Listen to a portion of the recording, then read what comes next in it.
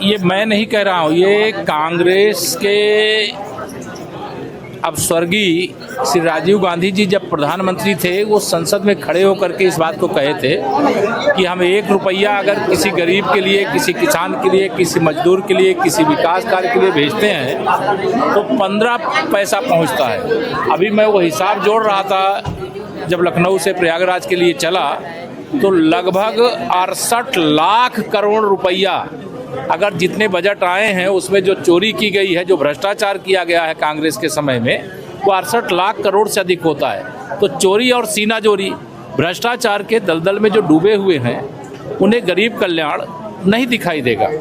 भ्रष्टाचार रोकने के लिए जो कड़े और बड़े कदम उठाए गए, जो 55 करोड़ से अधिक प्रधानमंत्री जनधन योजना से खाते खोले गए जिसके माध्यम से डीबीटी के बाद डायरेक्ट बेनिफिशियरी को जो पैसे ट्रांसफ़र करने का काम किया जा रहा है, ये बात कांग्रेसियों के समझ में नहीं आएगी, भ्रष्टाचारियों के समझ में नहीं आएगी।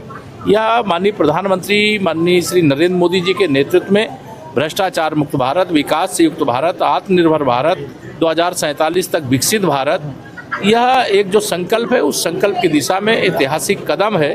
और उसमें भी जब ये कांग्रेस और इनकी कंपनी सवाल उठाती है तो मुझे हंसी आती है कि जो मतलब चोरों के सरदार रहे हों, जो भ्रष्टाचार के जन्मदाता रहे हों, जिन लोगों ने इस देश को अगर भ्रष्टाचार में न डुबोया होता तो आज हमसे बाद में जो आज़ाद हुए देश हैं वो विकसित देश हो गए और हम अभी विकासशील देश बने हुए हैं। तो आज जब विकसित भारत बनने की ओर अग्रसर है तो इनको भ्रष्टाचार युक्त भारत चाहिए, तो भ्रष्टाचार युक्त भारत तो भारत की जनता नहीं चाहती। अच्छा, अगर बात करें तो एबीवीपी पर जिस तरह से लाठीचार्ज हुआ था, सरकार ने एक्शन भी लिया, लेकिन ओम प्रकाश राजभर के खिलाफ जो है एबीवीपी कार्यकर्ता आज भी प्रदर्शन कर रहे हैं। देखिए, जो अखिल भारतीय विद्यार्थी परिषद, हम लोग भी छात्र के रूप में विद्यार्थी परिषद के कार्यकर्ता के नाते काम किए हैं।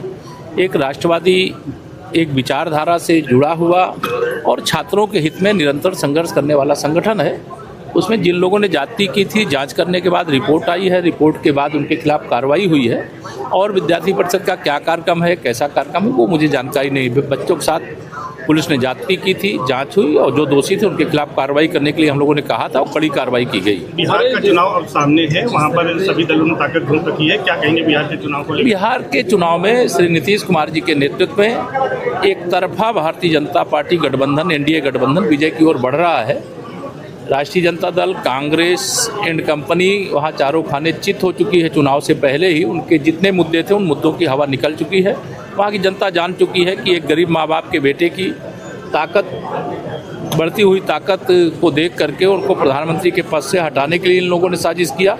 अब जो विशेष तौर से वहाँ के गरीबों के लिए, वहाँ के किसानों के लिए, वहाँ की महिलाओं के लिए, वहाँ के नौजवानों के लिए, वहाँ के श्रमिकों के लिए, वहाँ के बिहार के विकास के लिए जो नीतीश जी के नेतृत्व में काम हो रहा है, वह एक पिछड़े हुए राज्य को अब विकास के पथ पर आगे ले जाते हुए राज्य देख करके राष्ट्रीय जनता दल को अपना जंगल राज्य याद आ रहा है और कांग्रेस को अपना भ्रष्टाचार वाला राज्य याद आ रहा है। दिसंबर में तुलना के लिए सीटों पर चुनाव, बी फॉर बीडी और बी फॉर बिहार, जिससे काफी जो है बिहार में लोग उसको अपमानजनक मान रहे हैं। आप कैसे देखते हैं? कांग्रेस ने ट्वीट किया कि बी फॉर बीडी और बी फॉर बिहार। देखिए, कांग्रेस बिहार हो, यूपी हो, हिंदी भाषी राज्य हो, वहाँ के लोगों का लगातार अपमान करती रही। अभी जो श्री राहुल गांधी जी और तेजस्वी यादव जी ने यात्रा निकाली थी बिहार के अंदर, उस यात्रा में उन लोगों को बुलाया जिन लोगों के बारे में अपमान भरे शब्द, चाहे वो दक्षिण भारत में कांग्रेस के मुख्यमंत्री रेवंत रेड्डी जी हों, चाहे तेलंगाना के मुख्यमंत्री रहे हों, इन लोगों ने सदैव अपमानजनक भाषा का प्रयोग बिहार और यूपी के लोगों के लिए किया था।